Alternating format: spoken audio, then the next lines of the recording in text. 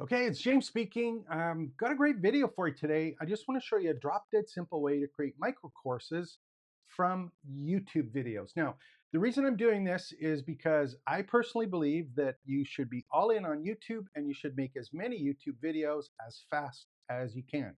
And you want to use them on YouTube to build your audience and attract people into your community slash member area slash personally branded platform or campus.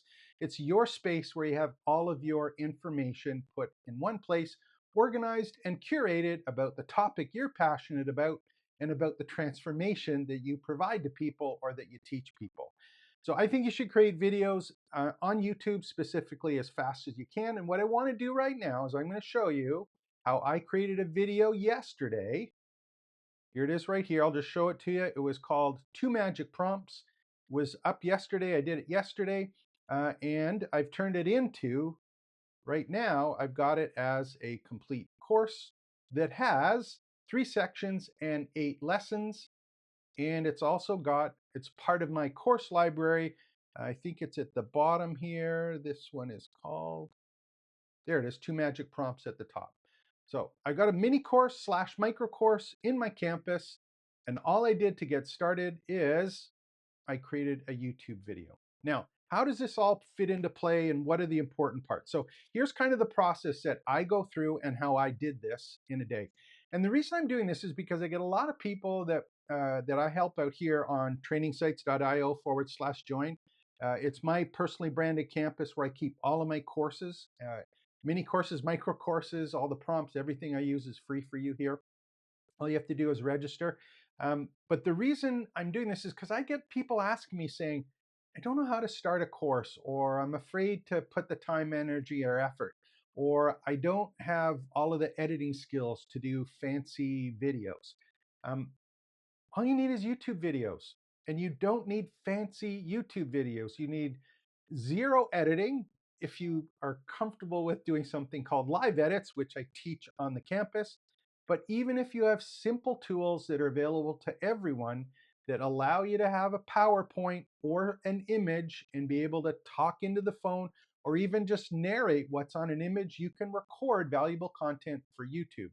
The question is, if I have that content, how do I take advantage of it in my campus and turn it into something that becomes a course like this one here? So I'm going to go through that process, and here's the important part. If I'm creating a YouTube video and I go and put one together, like I did here, where we had transcripts into videos using 2 prompts, no PowerPoint required. That was that Two Magic Prompts video. Here it is on YouTube. I'm assuming that you've done a couple things when you did that.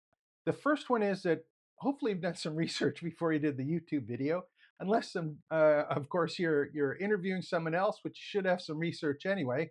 But I'm assuming that you have some notes put together, whether that be reference material that you're talking about when you did it, or the bullet points, or some kind of script that you may have generated when you put together that YouTube video. All I'm suggesting is that you've got a list of that stuff put together. You've got a YouTube video, you've got kind of a list of reference material, maybe a script, any research that you've done, specifically AI generated research, and we'll get to that in a second.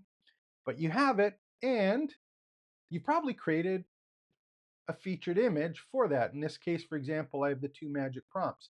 And again, these are all tools and kind of things that you do with YouTube. If you don't know how to do that, I do have lessons inside the campus to show you how I put those together.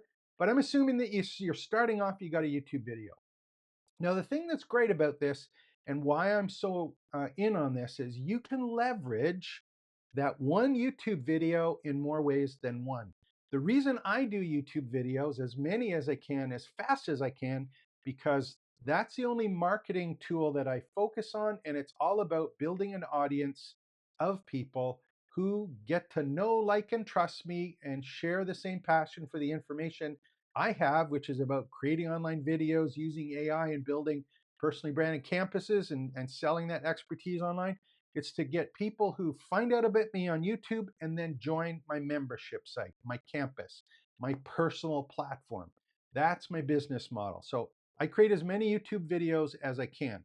What happens after I create the video is that when you can expand on the YouTube video and create a whole bunch of additional value that isn't on YouTube. And that's exactly what I did.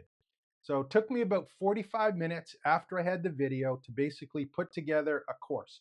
And then a mini course. I'm calling it mini course or micro course. The video that I did was 25 minutes long on YouTube.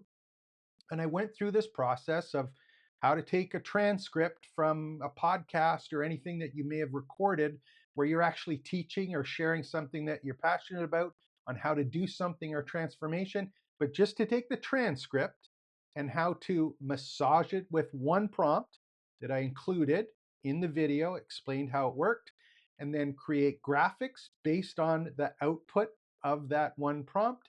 From that additional the output to create a script for a video so that you had images and a full audio script, and then being able to use a simple tool like Loom or any of the AI tools to use the narration and the visuals to create a video.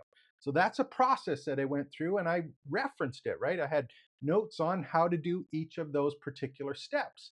So even though I talked about it in the YouTube video, I didn't actually show or provide the links for the research that I'd done. So here's how I created a course out of it.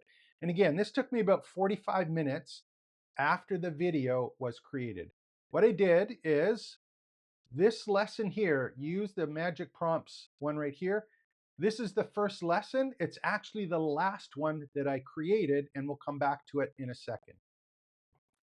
So I had that one, use the 2 magic prompts to create your next video. That was the last lesson that I did, but it's the first lesson of the course. Then I did, as I said, I better make one using the YouTube video called My 5-Step Process. Here is the YouTube video. This is the exact same YouTube video that is available on YouTube. However, this one has my transcript to video course creation process. This is a copy of the research that I did for the video, understanding the process that I was going to talk about in the video.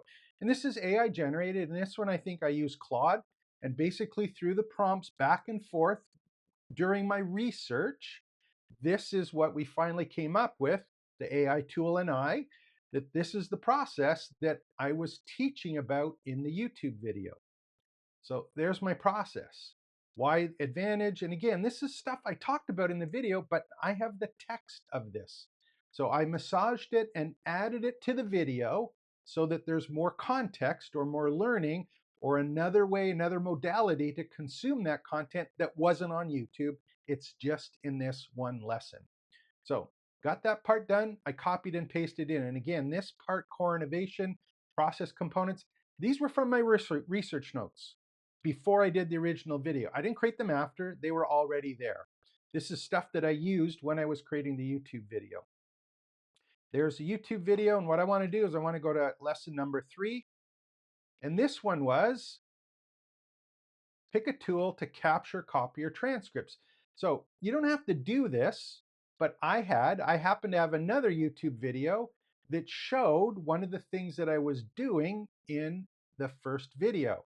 So one of the processes, that first process that I talked about, was this one here, which was content capture phase. All I did is I created a second lesson that gave instructions and tools or references about that content capture phase. Copy the transcripts. So I had a video that showed it in a couple different examples, so I added it. You don't have to. You can just expand on. This is the text that supports the video that I did, explaining and expanding anything that I talked about in the video. And I even put some links to some tools. We'll do the same thing that I didn't reference in the video. And those are affiliate links, by the way. So if someone takes this, there's an opportunity that I'm going to earn some additional income from it. So generating your transcript, there we go. That was the first step in the process. The next one was, let me just make sure I save this. And better go to the next one here. I'm in the editing, so let's do the other one. So there's that one there. I did another section called the prompt. So the other thing that happened, of course, is that I'm talking about using the prompts. Wouldn't it be a great idea if I created the exact prompts and instructions? So here they are as another lesson.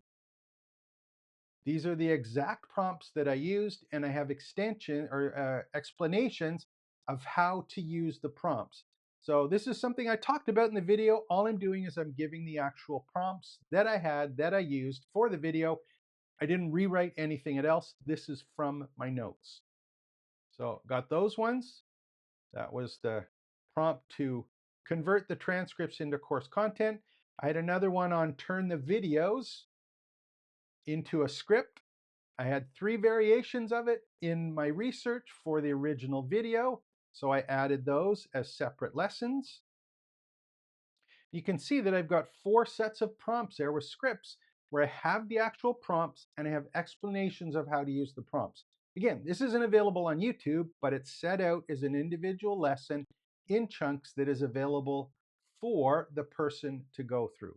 And finally, there was one other tool that I talked about within the video. So I just did a separate session on that. And again, in this one, I did happen to have a video. You don't have to have one. But in my case, what I did is I just added it and I have an affiliate link.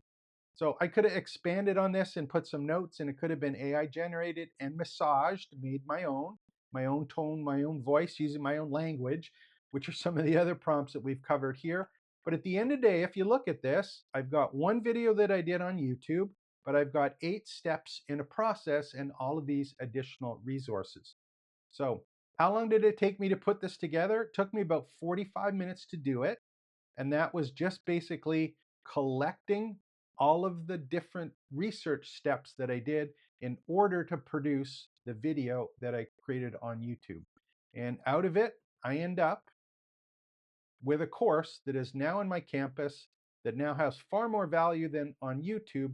And it's something that I can add and people can take and reference on a regular basis just because they know when they go look at the courses and they want to find out about turning transcripts into videos, it is there for them. So I did this quickly in under a day. It's a 25-minute course. There's more resources there. Does it have to be 25 minutes? No, it could have been 3 5-minute videos or 5 3-minute videos, but as long as there's a process and resources there, this is something of value to the people that you're trying to help. So all my suggestion is you're better off to have a whole bunch of small little micro and mini courses than you are to create some big fancy program. And the other thing is if you create YouTube videos and you're serious about teaching something in those YouTube videos, it's very easy to take what you're prepping for the YouTube videos and turn it into micro courses that are in your platform. And the business model that I'm always talking about is that you have to have a personally branded campus, your platform for your educational content that allows you to have the people that are interested in you in one place, in one environment that has your content organized and taught the way that you wanted. So if you, again, if you haven't joined the community, obviously go and join the community. It's here for you. I would absolutely love to see you in here. Watch any of my videos, ask questions, join the live webinars, live streams that we have every Wednesday on YouTube. But I'm just here to help you start building, grow an education business. It's a lot of fun and it's a huge opportunity, especially in the time that it takes to create content now, but make it valuable content in your community.